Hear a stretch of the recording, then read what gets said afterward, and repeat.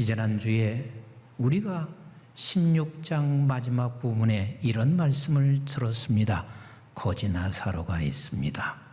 근데 거지 나사로는 어디 백성이요? 이렇게 말씀 안 하시깁니까? 거지 나사로는 어디 백성이요? 천국의 백성입니다. 그리고 또 하나는 호화롭게 사는 부자가 있습니다. 이 세상에 살면서 떵떵대고 살았을 것입니다. 호화롭게 살았습니다. 근데 그는 세상의 백성이지 천국의 백성은 아닙니다. 천국의 백성은 이 세상에 거지같이 살 수가 없지. 어떻게 천국의 백성이 나사로처럼 살 수가 있나? 그리 생각할 수 있을 것입니다. 그러나 천국의 백성도 거지 나사로같이 얼마든지 살 수 있다는 사실, 오늘 성경은 우리에게 그걸 가르쳐 주시고 계세요. 우리 한번 지난번에 읽었던 말씀이지만 누가복음 16장 20절 21절 같이 읽어봐요. 시작. 그런데 나사로라 이름하는 한 거지가 헌데 투성이로 그의 대문 앞에 버려진 채 그 부자의 상에서 떨어지는 것으로 배불리게 하며 심지어 개들이 와서 그 헌데를 핥더라. 그랬습니다. 그렇습니다. 거지 나사로 버려졌어요. 개들이 와서 그 헌데를 핥고 있습니다. 개만도 못한 그런 존재입니다. 근데 그가 누구예요? 천국의 백성이었습니다. 천국의 백성이었습니다. 그리고 또 하나, 부자는 달랐습니다. 우리 한번 누가복음 16장 25절 26절 같이 읽습니다. 시작.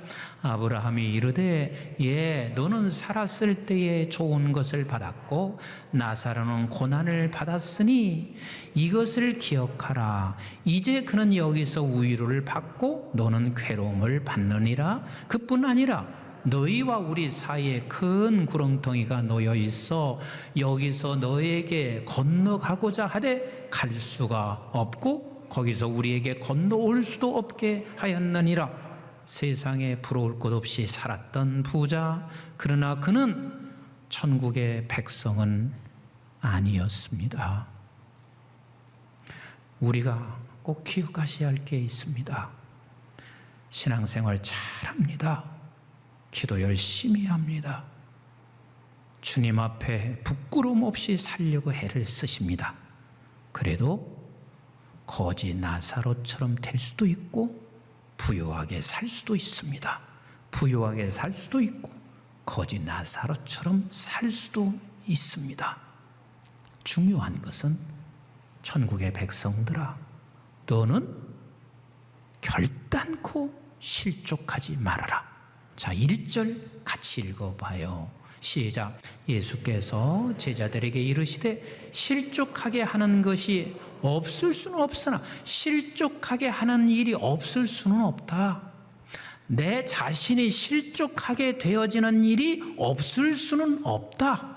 없을 수는 없다. 조금 더 읽어볼까요? 시작. 그렇게 하게 하는 자에게는 뭐라? 화로다. 그랬습니다. 예수 믿어도 실족하게 되는 일이 있다는 얘기요, 없다는 얘기요? 있어요. 있어요. 왜? 한번 여러분 생각해 보세요. 예수 잘 믿었는데 내가 거지 나사로와 같은 형편에 처해 보세요. 그러면 여러분 자신이 실족하게 돼요. 또 그런 상황에 처해 있을 때 이상하게 다른 사람이 내 옆을 지나가는데요, 그런 아무 상관없이 그냥 지나가고 있어요. 그런데 그런 처지에 놓여 있을 때는 괜히 내가 오해하게 돼. 그러면서 내 스스로가 실족하게 된단 말이에요. 여러분, 어떤 누구도 예수 믿다가 100년을 산다면 100년 동안 다 건강하게 살지 않아요. 100년을 산다면 다 100년 동안 부자로만 살지 않아요. 100년 사이에는 나의 어느 순간에 거지 나사로와 같은 때가 있어요. 육체도 거지 나사로와 같은 때가 있는 거예요. 그런데 그때마다 실족하지 말아라. 실족하지 말아라. 제가 어제는 아침에 이제 가정 예배를 드리고 조금 이른 점심을 먹고 그리고 용마산 운동을 하기 위해서 뒤에 올라갔어요. 근데 그 조금 올라가도 헉헉대고 있었어요. 그러니까 누가 벤치에 앉았다가 그것을 본 어떤 분이 저한테 이렇게 말해요. 어르신, 제가 이게 먹던 물이지만 입을 대지 않았으니까 어르신 드세요 하고 그리고 이제 저에게 물을 건네주셨어요. 괜찮습니다. 근데 자꾸 어르신 드세요, 어르신 드세요 그러는 거예요. 그래서 할 수 없이 제가 이제 받아서 그 물을 먹고 정말 목이 말렸거든요. 근데 이제 먹고 있는데 안 가세요.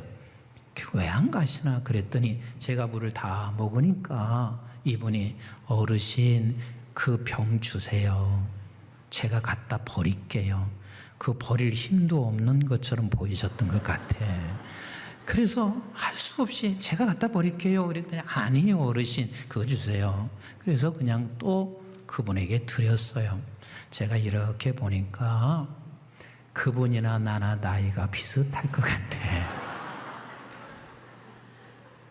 나는 이미 어르신이 돼버렸어요. 시간이 흘러가면서 나는 이제 어르신이 되는데 어르신답지 못하게 살아갈 수 있다는 생각을 해요. 여러분 잊지 마셔야 돼요. 우리가 평생 부자로 사는 게 아니에요. 언젠가는 내가 거지 나사로일 때도 있고 언젠가는 부자일 때도 있습니다. 그런데 네가 거지 나사로로 있을 때 너 실족하지 말아라. 너 실족하지 말아라. 왜냐하면 너는 천국 백성이야. 너는 천국 백성이야. 다시 말하면 우리가 거지 나사로와 같은 형편에 처할 수도 있어요. 육체는 누구나 다 거지 나사로가 돼요.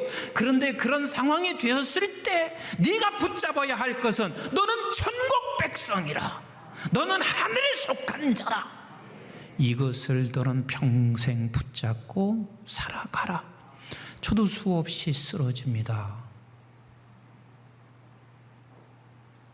아니 목사이면서도요 부끄러울 때가 한두 번이 아니에요. 그냥 아무 생각 없이 성도가 지나쳐요. 그러면 저 사람 나한테 무슨 오해 있나? 그래서 나도 실족할 때가 있을까요 없을까요? 많습니다. 많습니다. 그런데 다시 내가 일어날 수 있는 힘이 있어요. 그게 뭐냐면 나는 천국의 백성이야. 내가 비록 거지 나사로와 같은 형편이 혹시 졌나 할지라도, 그리고 나는 지금 나이가 들어서 이제는 아무런 힘이 없다 손치더라도, 내가 지금 별 볼 일 없는 상황에 놓여 있다 할지라도 잠시 동안은 그래서 사람들로부터 내 개인 자신이 실족하게 될 수 있을지라도 다시 일어나요. 다시 일어나요. 왜? 나는 천국 백성이기 때문에 그렇습니다. 만약에 여러분들이 다시 일어날 수 없고 여러분들은 내가 거지 나사로와 같이 내가 실족하게 되면 반드시 하나님이 뭐라고 하냐면 화로다 그렇습니다. 화로다. 내가 늙었는데 자식은 나를 외면했어요. 그러면 저놈이 어떻게 나한테 이럴 수가 있나? 그러면서 내가 실족하게 되잖아요. 자식과 부모의 관계는 화가 온 거예요. 화가 온 거예요. 그래서 관계가 끊어져요. 성도와 성도살이도 마찬가지예요. 내가 실족하게 되면 너와 나 사이에는 관계가 끊어져 화가 되는 거예요. 저와 여러분들은 천국의 백성입니다. 이것을 붙잡고 다시 오뚜기처럼 일어나셔야만 합니다. 그리고 두 번째 2절에 이렇게 말씀하시고 계세요. 2절 말씀 같이 봅니다. 시작.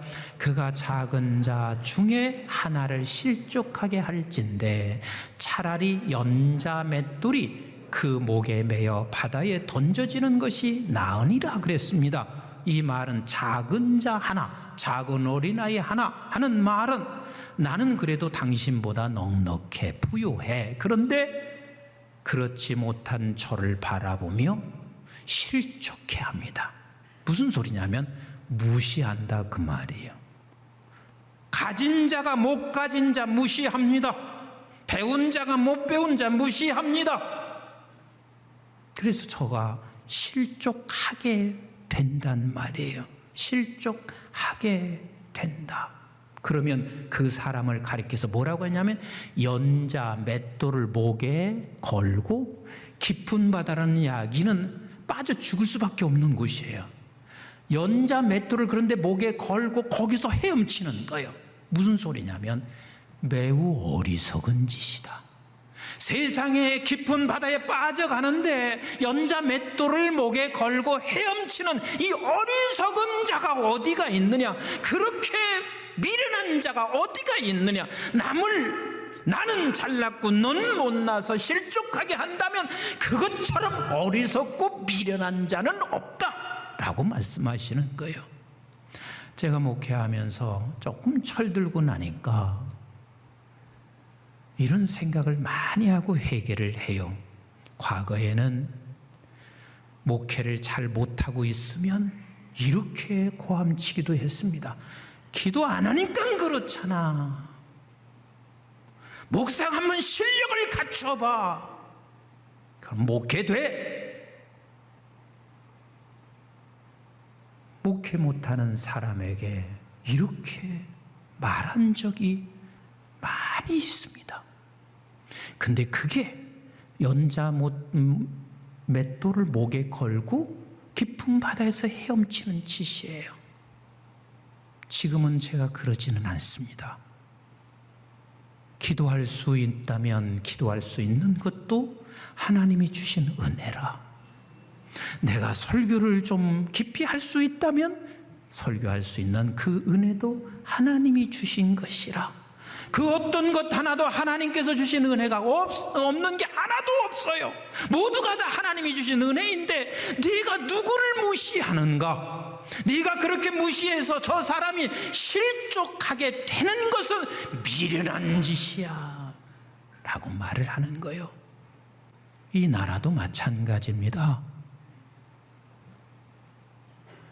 여러분, 한국 사람만 한국이 살기가 얼마나 좋은지 몰라요. 한국 사람만 몰라. 지난 수요일 날 프랑스에서 오신 목사님이 그런 말씀하세요.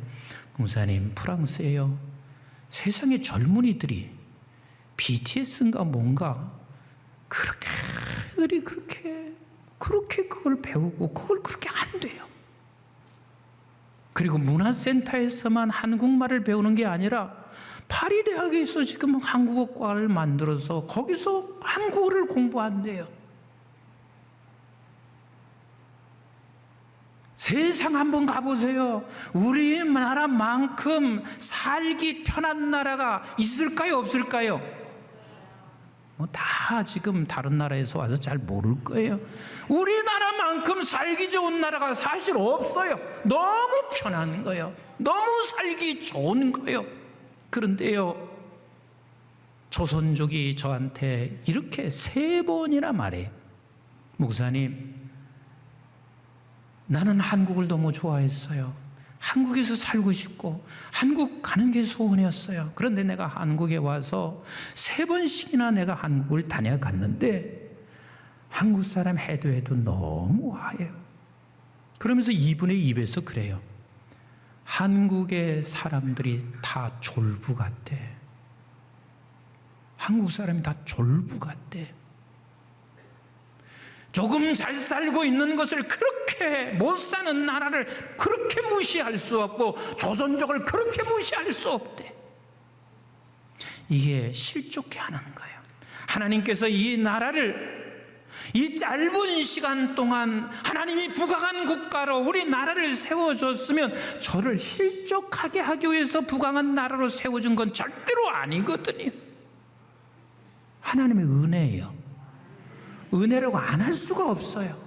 불과 30-40년 만에 이렇게 부강한 나라가, 편하게 살 수 있는 나라가 됐다는 것은 하나님의 은혜가 아닐 수 없는데, 못 사는 나라를 향하여 우리 저렇게 못 살 수가 있나, 저런 인간의 댐댐이가 저러니까 그렇지 하면서 실족해하는 자들, 그런 사람이나 그런 교회나 그런 나라는 연자 맷돌을 목에 걸고 깊은 바닷속을 헤엄쳐서 사는 것 같은 매우 어리석은 짓거리다라고 설명하고 있습니다. 여러분, 배운 사람이 못 배운 자, 지식을 가진 자가 지식이 없는 자를 쉽게 우리는 무시합니다. 그런데 가만히 생각해 보세요. 너 공부할 수 있는 여건 주신 거예요. 네가 지식을 쌓을 수 있는 머리 주신 거예요. 다 하나님의 은혜가 아닌 거 세상에 하나도 없어요. 그런데 우리는 내가 조금 가지고 있는 지식을 가지고 지식이 없는 자들을 무시하고 사는 것은 네가 지식을 가지고 있는 것 같지만 연자 맷돌을 목에 걸고 헤엄치는 미련스러운 너 자신이라는 것을 하나님께서 지금 말씀하시고 계신 거예요. 저와 여러분들은 천국을 소유한 백성입니다. 천국의 백성입니다.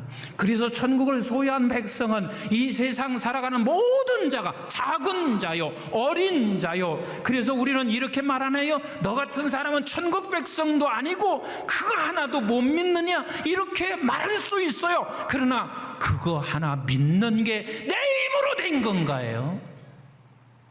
하나님께서 우리에게 주신 은혜입니다.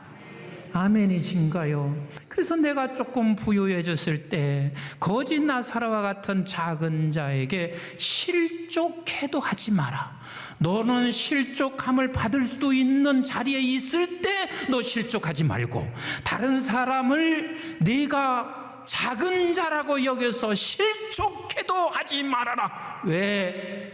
너에게 주어진 건 다 하나님의 은혜일 뿐인 것이라. 아멘이신가요? 우리가 자주 읽었던 말씀이지만 이 말씀은 수백 수천 번 읽어도 은혜가 돼요. 우리 한번 고린도전서 15장 8절부터 같이 읽어볼까요? 시작. 맨 나중에 만삭되지 못하여 난자 같은 내게도 보이셨느니라. 세상에 이게 바울이 가지고 있는 모든 것은 다 하나님이 주셨다는 생각 없이는 이런 고백을 할 수가 없는 거예요. 같이 읽어요. 시작. 나는 사도 중에 가장 작은 자라. 나는 하나님의 교회를 박해하였으므로 사도라 칭함받기를 감당하지 못할 자니라. 그러나 내가 나 된 것은 하나님의 은혜로 된 것이니 내게 주신 그의 은혜가 헛되지 아니하여 내가 모든 사도보다 더 많이 수고하였으나 내가 한 것이 아니요 오직 나와 함께 하신 하나님의 은혜로다. 이것을 알고 있는 그에게는 다른 사람 실족하게 하지 않아요. 작은 자라고 생각하며 하나님의 은혜라고 생각하는 사도 바울은 작은 자에게 무시하는 일이 없다, 그 말입니다. 잘 들으세요. 하나님이 그런 우리의 모습을 보신다면 이렇게 말해요. 참 미련하구나. 연자맷돌을 내 목에 걸고 살 줄 알고 죽을 짓 하는 미련한 자구나. 그래서 에베소 2장 7절도 이렇게 말씀하시는 거예요. 시작. 이는 그리스도 예수 안에서 우리에게 자비하심으로써 그 은혜의 지극히 풍성함을 오는 여러 세대에 나타내려 하심이라. 그렇습니다. 저와 여러분들은 남을 실족해 하는 자가 아니라 여러 세대에 나타내려 함이니라. 천국의 백성은 내 스스로가 실족하게 될 일이 있을 때 천국 백성이라 생각하고 다시 오뚜기처럼 일어나는 것이고, 그리고 나보다 못한 저들을 무시하는 것이 아니라 저들에게 천국 백성을 나타나 보이며 사는 것입니다. 천국 백성이라 해도요, 우리는 늘 하나님의 사랑을 더 깊이 깨달아 하나님의 사랑을 덧입어야 돼요. 그래서 사랑을 받을 수 필요 없을 만큼 부유한 자가 아니에요. 내가 비록 천국 백성이라 해도 날마다 하나님의 그 사랑에 덧입혀 있어야 할 만큼 우리가 그렇게 부유한 자가 아니고, 내가 최소한도 기본적으로 천국 백성은 내가 사랑을 줄 수 없을 만큼 빈곤한 자도 아니에요. 무슨 얘기가 이해되시나요? 날마다 하나님의 사랑을 덧입고 살아가는 사람이고, 우리는 빈곤한 자들에게 사랑을 줄 수 있는 그런 자리가 저와 여러분들의 자리입니다. 며칠 전 친구 목사님이 저에게 글을 하나 보냈어요. 그 글의 내용 제목은 죄송합니다 였습니다. 양천구 신월동이라고 하는 곳에서 실제 있었던 사건의 내용을, 그것을 보고 죄송합니다라는 제목을 가지고 글을 쓴 거예요. 그 글의 내용, 사건은 할머니와 7살 먹은 손주가 살고 있어요. 손수레를 끌고, 그리고 할머니가 가다가 그만 외제차를 쫙 긁게 됐습니다. 사람은 아무도 없기 때문에 할머니는 그냥 지나칠 수가 있었습니다. 근데 할머니는 그 외제차 주인이 누군가를 찾기 위해서 차를 삥삥 돌며 전화번호가 있나 하고 찾은 거예요. 그런데 할머니 눈에는 안 비쳤어요. 이 7살 먹은 아이는 거기서 막 우는 거예요. 우는 소리를 듣고 사람들이 몰려들었습니다. 왜 그러시냐? 그러니까 자초지정을 얘기해요. 그래서 젊은 사람들이 그걸 보고 이렇게 보니까 그 안 깊은 곳에 전화번호가 있었습니다. 그래서 그곳에 전화를 했습니다. 그래서 전화를 받고 젊은 부부가 오게 됐습니다. 거기서 할머니에게 이렇게 말합니다. 죄송합니다, 할머니. 제가 주차를 잘못해놔서 그렇습니다. 죄송합니다. 부자는 이래야 돼요. 내가 비록 아무것도 없는 거지 나사로와 같아도 당당하게 거기에서 내 잘못함을, 주인을 찾으려고 하는 그 할머니 손주, 손수레 안에 뭐가 들은 줄 아세요? 바나나 하나, 콩나물 한 줌이 들어있었습니다. 그래도 그 할머니 참 멋있지 않아요? 멋있지 않아요? 얼마든지 그냥 지나칠 수 있지 않겠어요? 그 할머니가 이걸 생각하겠어요? 아, CCTV 다 있으니까 도망가도 소용없어, 이렇게 생각했을 것 같아요. 그래서 내가 그 좋은 외제차 주인이 넉넉하고 부자지만 죄송해요. 주차제가 잘못해 놔서 그래요. 이 소리를 들었던 거기 모여있던 사람이 죄송합니다라고 글을 썼고, 그 글을 본 우리 한국의 지사장이, 그 외제차 한국 지사장이 그 소리를 듣고 그 외제차를 다 완벽하게 수리해 주었습니다. 이게 그 글입니다. 사랑하는 성도 여러분, 우리는 천국 백성입니다. 우리는 천국 백성입니다. 실족하지 않을 수는 없어요. 왜 우리에게도 이런저런 일들이, 거짓 나사로와 같은 일들이, 아니 육체는 누구든지 다 거짓 나사로와 같이 돼버려요. 그렇지만 그때 실족하지 말아라. 실족하지 말아라. 그래야 너에게 화가 안 맺히게 되어 있어. 실족하지 말아라. 그리고 네가 좀 더 부유한 자리에 있을 때, 네가 좀 더 젊었을 때 사람 무시하지 말아라. 사람 무시하지 말아라. 그래서 실족하게 하는 것은 내 삶이 아무리 똑똑한 것 같고 내가 지혜로운 것 같다 할지라도 하나님이 보실 때는 연자 맷돌에 목에 걸고 그리고 깊은 바다에서 허우적거리고 헤엄치는 미련하고 어리석은 자나 다를 바가 없다. 우리는 천국의 백성입니다. 천국의 백성입니다. 다시 오뚜기처럼 일어나시고 또 누구든지 무시하지 않는, 실족해 하지 않는 저와 여러분들이 다 되시기를 주님의 이름으로 축복합니다.